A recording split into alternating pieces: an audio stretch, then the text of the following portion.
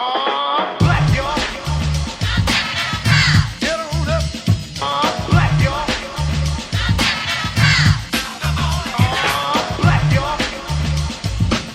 There I go. Here we go. Hey, How are you? I'm fine. How are you? I'm good. Thank Good. you for joining me on Oh, no Capitol problem. Chapter. So I'm gonna do a little. I want to do a little bit of background on you because Okay. you're not new to the community. You've been here for a very, very long time. Mhm. Ms. Johnson, what makes you qualified to run as a city councilwoman in District 12? You want Well, to let me start? Sure. So I was born and raised in the Bronx. My mom, single mom, born in NYCHA development, moved to the Northeast Bronx so that we could have a better life. And got married to my husband, who was out of Eden Wall and still has family in Eden Wall. And we had 3 wonderful children. 2 have graduated from Binghamton University. And when they were younger, my husband and I, we didn't really have a lot. We just didn't have a lot. We were young parents. And during that time, I would take my daughter to her day program in school. It was like a kindergarten program. And I became the vice president because I felt I wasn't really good enough to be the president, but the president never came. So I became the president. And that was actually really the beginning of me being the president of CEC 11, the school board. I got on the community board 12. I was on the education committee. I started my own nonprofit, founded and started my own nonprofit called Urban Neighborhood, which is in the Eastchester Heights section of Bronx. Okay. You know where Eastchester Heights is at, right? Absolutely. So what I did was I started a nonprofit organization. They gave me space. I don't pay for rent. I don't pay for the telephone. I lack nothing. So everything that we make from the after school program goes to employ people in the community. And I've been doing that for about 20 years. And, I became the president of DYCD's Neighborhood Advisory Board, where we were giving out $252,000 for every year for 5 years to nonprofit organizations in the community.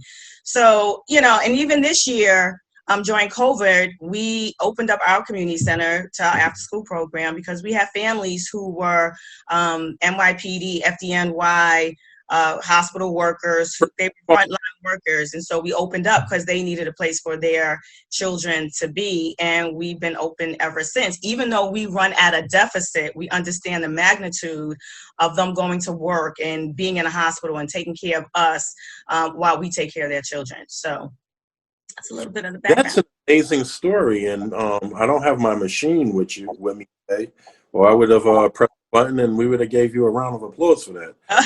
That's really, really, really amazing. So what would you do different if elected as city councilwoman than what men have historically been doing as city councilmen in District 12? Okay, so the first thing is called participatory budgeting. A lot of people want to know, where is the money in the community? Where is the money? So councilmen, councilwomen, council members get money to distribute in their community. And oftentimes we always feel like it goes to their cronies or people who back them. It's not being distributed in our communities the way we should. So that's one of the things I wanted to do. Participatory budgeting allows you, the resident, to determine where the money is going to in our community. So that's number one.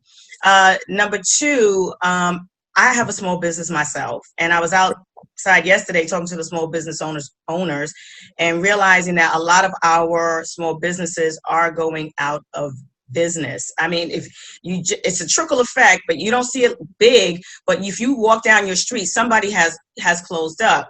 So one of the things that I wanted to do in City Council is called the Job Survival Act. And it's almost been called the Small Business Job Survival Act because it actually really does speak to our small businesses in the community. What it does is, in the past, and let me just double back, because I spoke to someone yesterday, a business owner, and I wanted to put my poster in their establishment, and they were like, well, you know, we need our politicians not to come around only when they are running for an office. And I said, I understand that. And they said, well, we were promised money that we never got. So number one, we can't make promises that we can't keep. That's number one.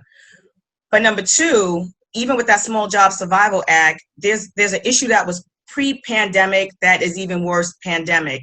And those businesses who are not getting the traffic that they need to support themselves are definitely going out of business. But what does that mean for us?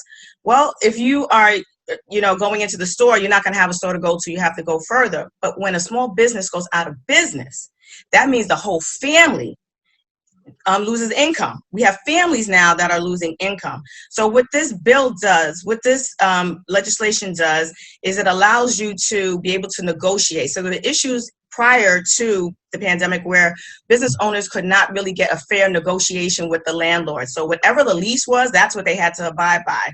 And and just talking to the business owners, not just the rent, but they have to pay a portion of the property tax that the landlord pays. And one person said, one tenant said that they pay $700 a month on top of the rent to the landlord. So we need to get disaster relief. Oh, wow. Yeah, I didn't know that. I didn't know that until recently. I didn't know that. I didn't know that. Yeah, because the brick and mortar stores have property taxes and the landlord has it, and they transfer that to their tenants. So getting the Small Jobs Survival Act enacted, which has been sitting in City Council for a couple of years now, helps our small businesses, number one, negotiate the contracts. Number two, we need to have a disaster relief. So there's some things that are going on that is related to housing as well. And, you know, we need to increase the moratorium on rents. I think today I heard that the federal government is going to put that in that $9 billion stimulus package that they have. And it's a twofold, it's a two-edged sword to that, because you have people who are going to get evicted from their apartments. And then you have those small building owners who need their rent, you know. So a disaster relief for our small business owners, and definitely a stimulus package for our tenants. We need to also increase the Section 8 voucher because it's not market rate ready. And in New York City, when we give money to construction companies to build, and the rule is an 80-20. But we need to change that 80-20 to like a 70-30. So 70% would be. I'd even argue 60-40. I would love to say that. 50-50, but it should. It's ambitious though. I feel like City Council has completely sold us out under that. That's what's breeding gentrification, by the way. But I digress. I didn't mean to interrupt you. No, I'm glad you said that, because it brought into, and I really want to say this, the STAG group. The STAG group is one of the biggest builders in New York City, and they're the ones that have flipped. And this is why we can. Some people are upset with having structures in our community that are going to be used for like hotels, and then they're turned into shelters. So the STAG group is one of those groups that does the flip. So they'll come in on one end and they'll say they'll do affordable housing, but they'll flip it and then they'll make it a shelter. Well, if you're constructing buildings in our community and you're making a lot of money off the market rent, and if they can't pay it, then they're going into the shelter system. But the New York City Council needs to really study that, and I would love to study their relationship with that. If I may inject something, yes, we give them all kind of city tax incentives that are like not realistic for 20% as of right now. So I want to say honestly, you know, trying to not be biased, but my mouth always gets me in trouble. I think we give City Council, it's a sweetheart deal that the developers are getting through City Council, and I feel that all of City Council has sold us out to a certain degree, because we're not getting it for what is being given is not worth the percentage of affordable housing. It's just a sweetheart deal, and it's and so then you ask yourself, why are people developer friendly? These are people that get run. But you have to understand, those developers in the real estate industry are the biggest donors to our city council members, the biggest donors. So they pay to play. And if they're paying to play, they get the favors. So let me just segue that into, that's one of the reasons why I don't take real estate money. I don't take PAC money. I don't take money from the executives. The money that I received in donations all came from this community. As a matter of fact, let me give you the percentage. It was 90% came from this community, while others had 50%. The other 10% was my family from out of state. I have taken no real estate or PAC money. And I did that for a reason, because with the last two council members that we've had, I think people are sick and tired of being sick and tired. And they understand that when a council member comes in, that they don't want them to have anyone in their pocket. They don't want to have strings attached. They don't want to, when we legislate or we decide what goes on in our community, we want to know that you are the true. We don't want to know that, okay, I know that the union gave you money or special interest gave you money, that you truly echo what the sentiments of our community is and what we're all about. Okay, I love that answer. Absolutely. So I want to piggyback off of just what you said. Do you have a valuable economic plan for our district? Considering it is 60% Black, it's a Black district, but the small businesses really don't represent the 60% that live in that community. Is there an economic plan that you would want to put in place that would change the dynamic of that? Well, let me just say, even though they don't necessarily live in here, they do bring in revenue. Okay. And they bring in revenue in the community. So to change, my economic plan would be to definitely have more small business education, help our residents. And we actually do this at the East Chester Heights Community Center. We help you understand what it is to have a business. So economic empowerment. So you can come, you can learn about you can learn how to get an EIN. You can get a business certificate. Can learn how to do a nonprofit organization. But the thing about small businesses, and I kind of stay on that, is that they actually hire those who are hard to hire. Right. Those who are incarcerated, those who have disabilities, those who don't even have skills. So what we do at East Chester Heights, and what I do, I hire within the community. We have to, and along with hiring in the community, and I just want to stay on the education part of it, is that when it came down to the PPP, which was the Payroll Protection Act, only 7% came to the Bronx. Many of our businesses in the North Bronx did not get it. Why did they not get it? Number one, the PPP was asking for your payroll from 2018 and 2019. Right. So I'm finding that there are structures that are not in place in our community.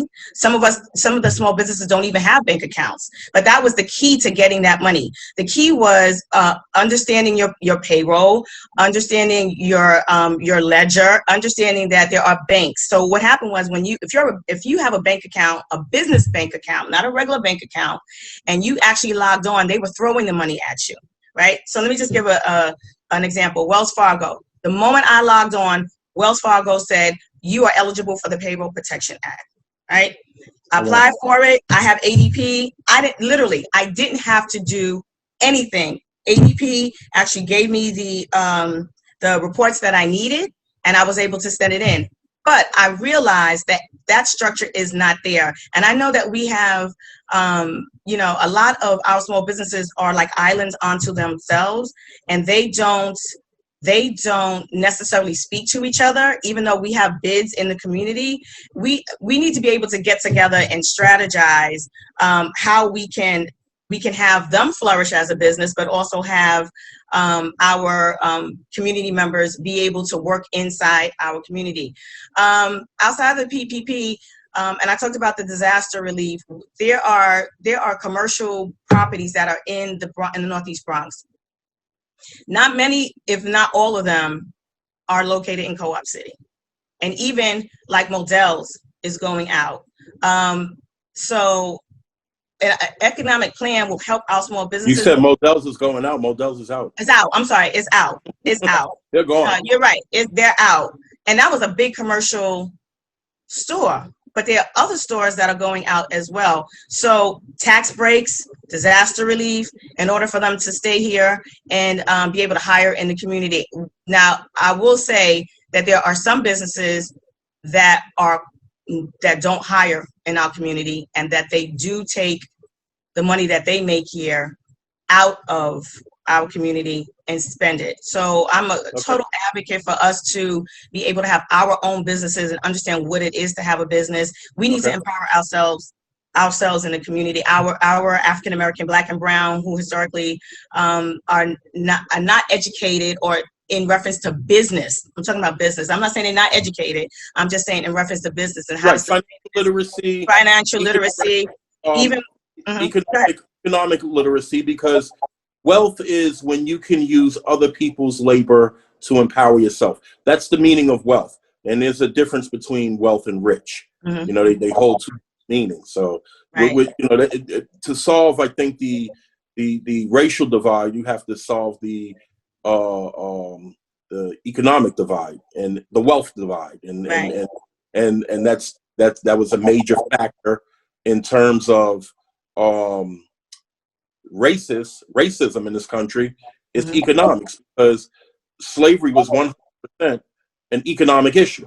So if that's how we got into this predicament, through economics, it wasn't a political issue, a gospel issue, or a social issue. It was an economic issue. This is how we are in the rut we're in now. So anyone with a 4th grade education would say, if this is how you got into this, the only way to come out of it is going to be economics. And you really nailed it. I love your plan to introduce entrepreneurship and economic literacy within the community, something that I've always fought. Why don't we have?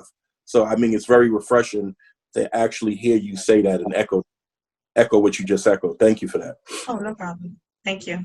And I just wanted to, you kind of answered my next question, which was finances. You answered that early about where your finances came from, and I put up a post a couple of days ago that I got a lot of pushback on when I criticized Mr. Raleigh's run, Mr. Kevin Raleigh's run. And I've invited him to come on the show. We can have a conversation. And I basically said what people have been thinking. I just had, I guess, the spine to actually say it. And I basically was saying that the influence of county has pretty much secured or cemented his place in this race early, even before it was announced. Would you like to talk to me? I do. So even before we had even gotten on the ballot, which was a whole nother story, he was already endorsed by, Carl Hasty has his own PAC, right? He has his own PAC. So he got money from there, and he had other monies, even in endorsements prior to getting on the ballot. Now, that's not something that you can do on your own, because what happens is no one wants to endorse anyone who is not on the ballot, right? So you wait for the ballot to be set, even in this special election, you wait for the ballot to be set, and then you have interviews. Well, I will say this: county did not have interviews. County did not interview, and there were many people who were knocked off the ballot, but even the ones that were on, county did not interview the 3 that are on the ballot, and I asked for it. And this is the answer that I got. I got a call to say, we think that we're going to endorse Kevin because we're going to allow those in county to make their decisions. Well, how can you let them make a decision if they have, of course, he's the district leader, so they have a relationship with him, but they never got the opportunity to meet with myself or even Neville, and that never happened, which I thought that in the change of leadership, in the county leadership, that they would do things differently, and that it would be a little bit more transparent as to the way the county is run, because in the past, it was run the way it was in the past, but it cannot be business as usual. Like, we want a new and fair Bronx, and we can't do it when everything is done in the dark. Even if you had come out and you interviewed us, that at least would have given you a little bit of transparency, but nothing like that ever happened. So as we go into, and let me just say this, county and the Bronx really needs a refreshing and maybe a change, because women in the Bronx are not being pushed in leadership roles in politics historically in the Bronx. And me and other women, we have to fight tooth and nail just to be heard, just to be put at the table, just to be a part of the conversation. And it's a shame. It's a shame that we should have to fight so hard. Kevin was an office staff member. Jamal Bailey was an office staff member. And they're not looking no further than the storefront that they have to look at candidates to be a part of the political and historical landscape of our community. And that you actually just touched on what my sentiment is to this. It's like, I'm a Navy vet. I served in the first Gulf War, and I left in '89. And I took an oath that many of these politicians take. Thank you for your service. Let me just say this. Thank you for your service. You're very, very welcome. We've taken the same oath, which is to uphold the Constitution of the United States. So, when I said what I said, it wasn't to disparage Kevin Raleigh's run, but I raised a legitimate question that what you said is right. If one person is handpicking everyone who's running, I question, is that even considered a democracy at that point? It's starting to look like a dictatorship. You understand what I'm saying? I understand what you're saying. They jumped out the window. His minions jumped out the window. It's just, I probably said what everyone else was thinking. I just had the guts to say it. And that's because I swore to uphold the Constitution of the United States. And so we can't be beyond calling things out. When has it ever become un-American to challenge something or to display it and say, hey, this don't look right. Maybe you should explain it. But then you get hit with, oh, you're hating. There's a difference between hating and stating. So we got to get that language out of the room. You know what I mean? And you should be able to state something and have a healthy conversation. And I invited him on the show. Whether he comes, if he comes, great. If he doesn't, that's his. Totally his loss. But I did really want to address the elephant in the room, because I get everyone's literature. And I noticed that his literature for a special election looked like an actual regular election. I'm like, where is he getting money to get all of this literature? So, of course, I received campaign finance funds. Mm-hmm. I received around $45,000 for campaign finance funds. So every dollar I raised, I got $8. Right? So he raised a lot of money in a short period of time. Okay. His amount was like $180,000. Now, how much of that you said you've never taken PAC money? No. How much of that? I guess this is a question he can answer. Ask me the question. It's probably a matter of public record. You know what I mean? Public record. How much of it is considered PAC money? And then now that's going to lead me to my next question: is when you take PAC money, when you dance into the tunes, you got to pay the piper. That's right. There are certain areas in our district that fall very questionable, and I'll start with White Plains Road, mm-hmm. which needs a overall whole. You can overhaul all of White Plains Road and make it just as competitive, if not more competitive, to say Fordham Road in terms of shopping. Right. That's a realistic goal that I would want to set forth. Like, that's what I see happening with White Plains Road. Make it brighter. I think it's very dark. It is dark. The train stations need to be painted over. The garbage is overflowing every corner. But let me just say, a part of that overflowing in the garbage was that our previous councilman had taken $2 million out of the sanitation budget. So that's one of the things that it was too. And how I found out was, of course, we have NCO meetings, right? Mm-hmm. Neighborhood policing and not neighborhood policing, but neighborhood officers who meet with our community. And we had sanitation. Sanitation said, we lost $2 million was taken out of our budget. And that's one of the reasons why our streets look the way they do, is because they're working with the budget that they have. I remember back in the day, that you didn't have to really go any further than White Plains Road to get whatever you needed. You did. Exactly. I remember that too. I mean, but when you can walk down, 222nd Street and people are panhandling on the street, there are, and I have nothing against shelters. Let me just say this: I have nothing against shelters, but there are people who are. And I saw this the other day. He was so stoned out on drugs that he couldn't even really stand up. And so there are services that are coming into the community that are not necessarily services for the people in the community, because people come from outsides of the different parts of the city to reside in these shelters. Other communities have said the same thing. So I really think that's a city council argument with the mayor, because you'll heard the same thing echoed in Brooklyn, Staten Island. Like But you don't hear it echoed in Riverdale. or Riverdale. You don't hear it echoed in Riverdale, because let me tell you why. Because they're priced out in Riverdale. Right. So it's very difficult to find buildings that are affordable for them to use as, other purposes in Riverdale. And even when they have it I think it's on K. Park Street, I'm not sure, they have it in an area that's not really residential. They have one. So I think the argument, especially in this district, is not so much that we have them, is that it's not being distributed evenly. And so the haves and the have-nots, if you look at the South Bronx, they have a lot more than Riverdale. Right. And Riverdale, the economy and the money and the economic force that they have in that community, they can keep it the way they should. But this is a city issue. This is not Riverdale gets one and everybody else gets the saturation of it.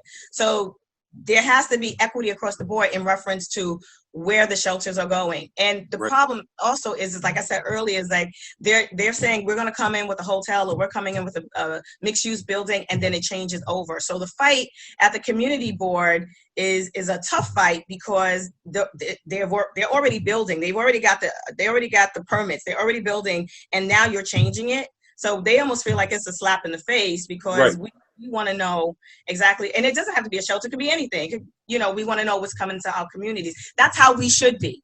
Have transparency, absolutely. Transparency. We shouldn't be arguing after the fact. We should be arguing before the fact. We should be planning before the fact. And so what happens with the ULERP process is that we don't have enough time to make those decisions. But another thing I want to get into, and that has to deal with this, is member deference.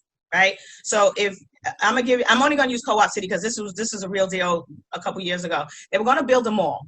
Right. You just took the words out of my mouth. I was going there. I know what you're getting ready to say. They were going to build a mall. Co-op City said, we don't need another mall. We have Bay Plaza, and we have the JCPenney, we have Macy's. And they got on the bus, and I got on the bus with them. I'll never forget it, because we had these bright red T-shirts, and we went down twice to go and protest against this. Now, the borough president wrote a letter that said yes. The community said no. The community did not want it. Did not want it. Councilman King kind of wavered, but it was also an election year. So in the beginning, he was for it, but it's an election year. And that's what I ran on, no more. So eventually, he decided not to have the mall. But it is his choice. It is his choice to say yay or nay. And I think that is just too much power to give to one person. So my suggestion is it needs to be shared power. I believe in shared power. And then the community will be able to voice their opinions on how they feel in the community, and they can be on the same page as that council. I'm gonna say councilwoman on that council as a councilwoman. So I think the decision, there needs to be a vote from the community. There needs to be a vote from the councilwoman, and I don't think that the borough president shouldn't even be a part of it, because he could want it for, or she could want it for other reasons that are not necessarily conducive to our community. So I want to be able to give more power to the community. And it's the same thing with participatory budgeting. You want to give more power to our community so that they can have say. And that specifically in land use, they need to have a say in it. Okay. So what would you have over there if it wasn't a mall? Affordable housing? Okay, so so there's some things that there are needs in the community, right? Number one, we're overcrowded in our schools. We're overcrowded. Okay. The capital plan only puts money like in the far end of District 11, which is more like the Morris Park area. There's money. There's money. Right. Yeah. You know, there's money, even though it's not a part of the council district, it's a part of the school board, CEC 11. So I want to talk about it as a whole because we still have kids in this community. I think there needs to be a school for overcrowding. There's also people who have come to us who have asked for a vocational school that we don't have in the North Bronx. I would like to see more senior living. I don't mind entertainment, like a theater. Like a Broadway theater kind of. I don't mean like AMC. I don't mean Blockbuster. No. I get what you're saying. Yeah. It's the arts. The arts. I would love to see the arts. I would love to see a culinary school, maybe a museum, because even the Hutchinson River Parkway is the first parkway that we've had. Something that we can do that can illuminate the successes that we've had in this community. I wouldn't necessarily put a skyrise building unless it was for low income. Now, if you want to do low income, I think we can talk about that. Matter of fact, if you did a Mitchell Lama. I appreciate the fact you say low income, because when you say affordable housing, right? The first thing I say, who's it affordable to? I know folks that are paying $1,600, $1,700 for a one bedroom. Right. What's affordable to that? What's affordable on that? It's not affordable. And affordable only favors the rich. Right.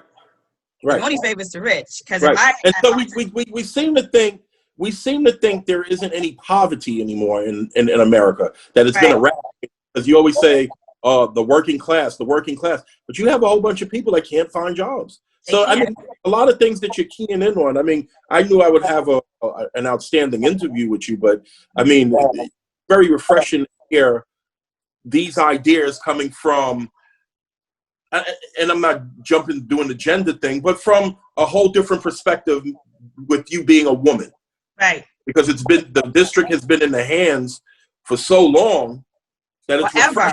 Here forever, right? I don't think there's ever been there's never been a woman ever. So it's refreshing to hear that you have refreshing ideas or a different, because we all have two eyes, but we all have different views, and it's very refreshing to see. You know what it is? I know what it is to be on welfare. Okay. And it's crazy because my mom was on welfare, and poverty is cyclical. It is very cyclical. My mother was on welfare, and I was on welfare, and what opened up my eyes was they gave me her number. That did me in. They gave me her number because I was on her case, and I stayed on public assistance for a good amount of time, and I understand what it is not to have.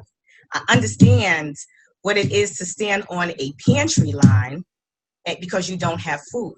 I get that. I understand that. So I don't want people to think that I just made it. I didn't make it. It was a journey. I earned it. And even with the nonprofit that I had, I always knew that I would always reach back. I always knew that I would hire people in the community. I hire veterans, those who are disabled. I get literally, like, I've been doing, I've been there for about 20 years. And I think about 15 of those years, I've had about 55 SYEP kids come through my program. And I couldn't say no, because I would go pick the kids, and I couldn't say no because the kids lived in the community. And I know what it is not to pay transportation to get to work. So that meant that was more money in their pocket. And SYEP work, these kids need, and it's not in the budget. Let me just say this. They took it out the budget. This year, it was modified this year, but next year it is not in the budget. Our kids, especially our Black and brown children, have to have those workforce skills, even if it's at its most basic level, as going to work on time, not being on your phone. Those kids use that money for school. They use that money for school supplies, and a lot of them use it to support their family.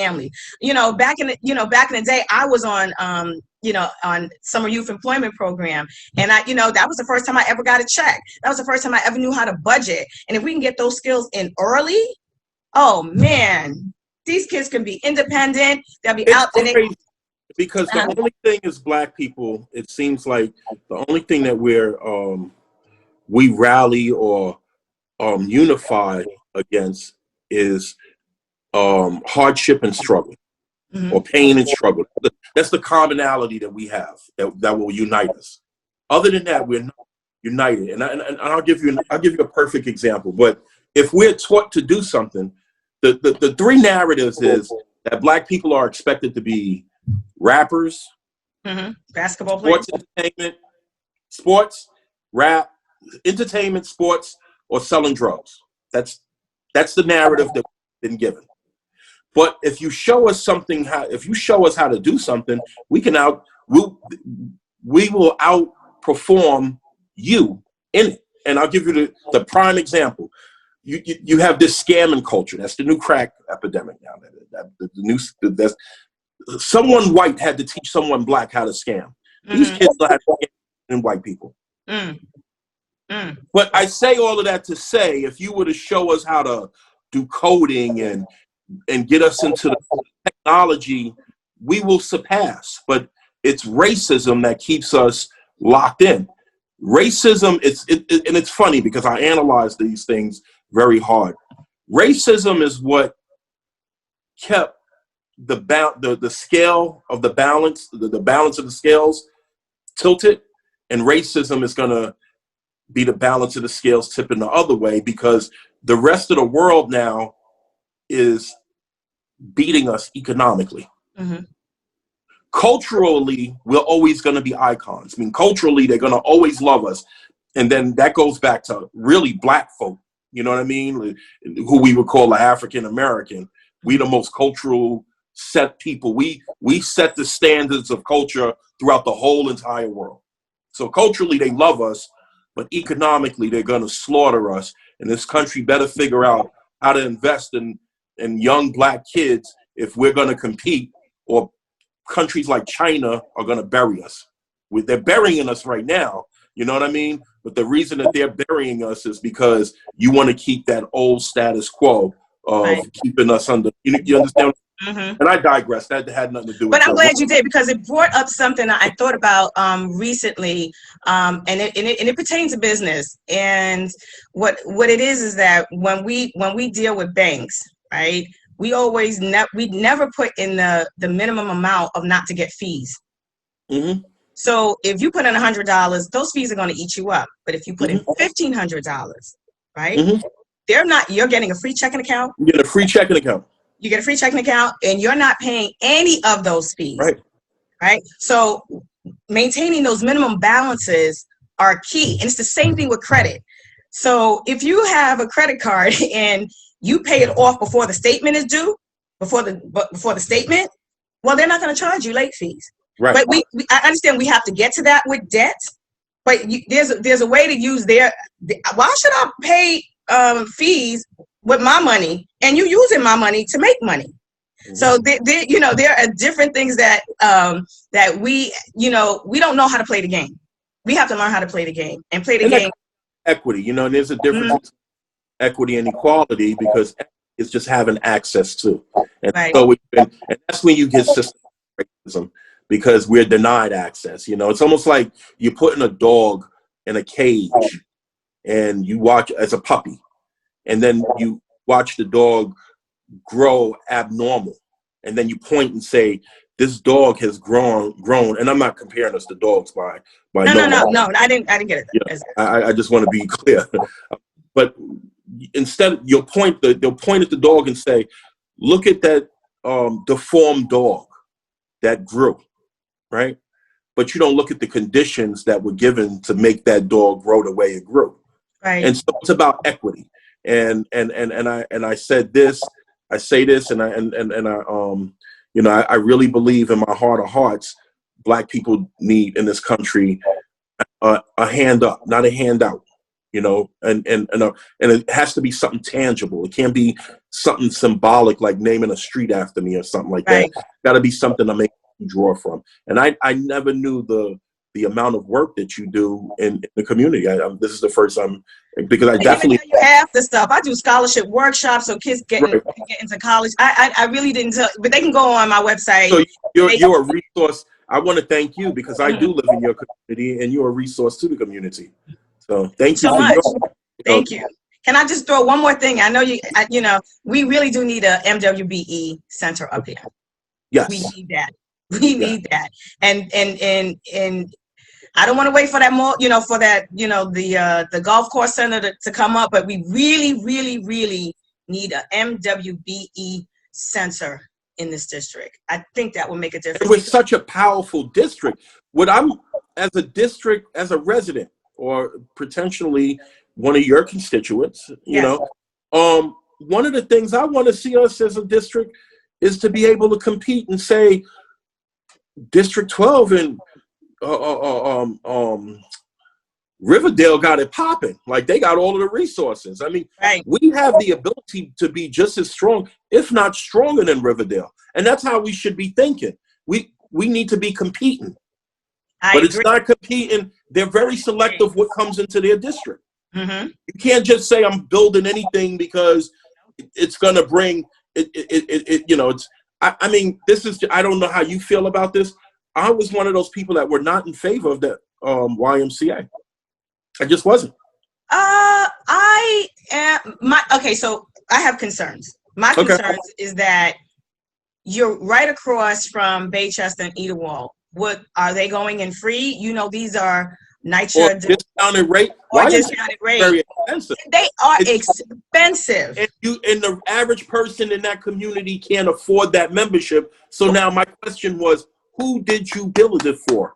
This is where gentrification starts. Right. And so the only thing right now, because I've also followed gentrification, is the only thing that I could think of, right, is that the system hasn't figured out a way to deregulate public housing. But I think that they finally figured out a way to do it. And so I'll give you an example of one way to do it.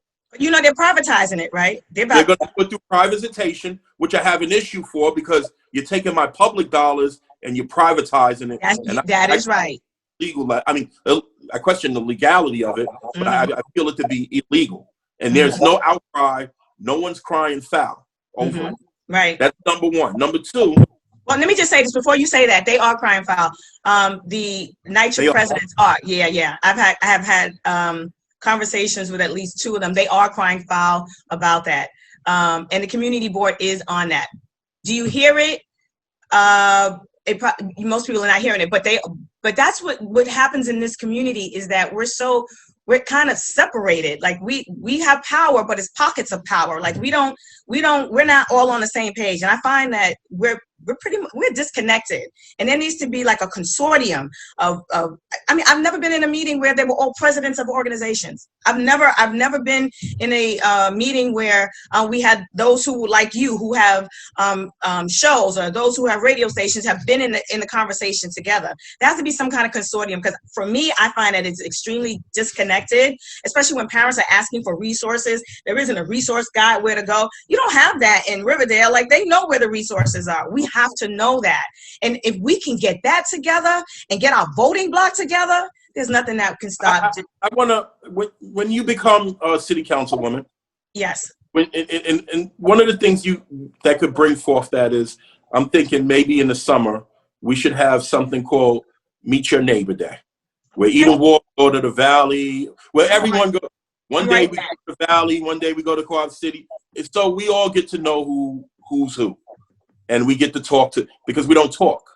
We live in a where everything is cell phones, and we don't even write real words out. We put, it's a whole nother story.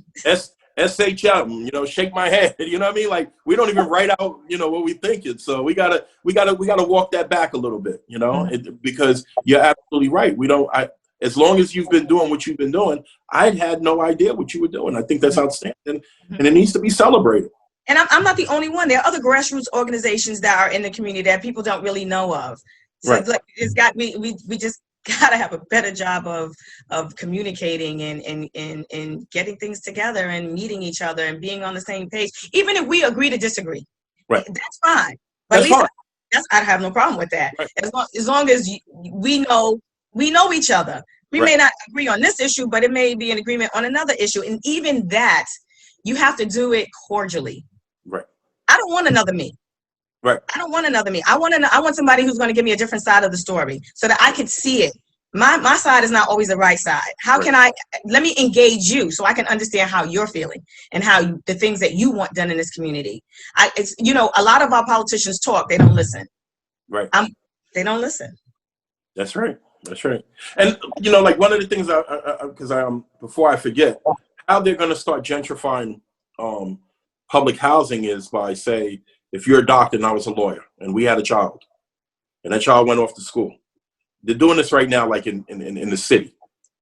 And that child, they use that which is, it's not based off of our income as their parent. It's based off of that child's income, who's probably working at Starbucks. And now that child is qualified to live in a NYCHA setting. So you got to watch the game. Wow. Wow. And this is how they're going to gentrify. One way they're going to gentrify the city housing authority. Because now I can't discriminate. That kid got his own, he's working at Starbucks. He or she is working. Right. Once you're in, you're in. Right. Because Right. you know, once you're in, you're in. They're not going to throw you out. Even if you start $1 million, you know, your rent's capped off at a certain amount. Right. Right. So, Right. you know, yeah, we got to watch. Because that's the other thing. We need affordable. Not affordable. Like for other groups, I like really speaking for mine. So, in New York City, you have 2.3 million African Americans. Mhm. There are not 2.3 jobs in New York City. Right. There are not 2.3 affordable housing in New York City. There are not. In other words, we're a high number sharing resources with other people, and so we got to learn how to. You know, and our district is very. It's while we're 60% Black, it's not 60% African American, Right. but it is 60% Black, and for the most part, we do know how to work well, and we function well with each other. But I feel that we could strengthen it and work even better. You know, so I'm so happy you came on this. I mean, I'm glad to be here. I'm glad to be here. And it's very refreshing. I'm looking forward to the 22nd. I want you to be very careful because this is if Kevin Raleigh is to come on the show, I'll say the same thing. So the brother don't think I don't talk behind no one's back. But be careful because voter fraud is very real, and I don't want. And if the bells and the whistles that went out for him to become city councilman, I don't think it's not above or beneath throwing a ballot out. So I'm sure that this ain't your first run on the pony.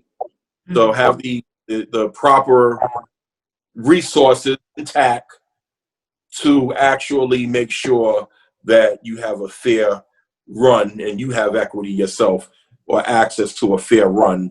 I wish you the best and love for you to come back on the show.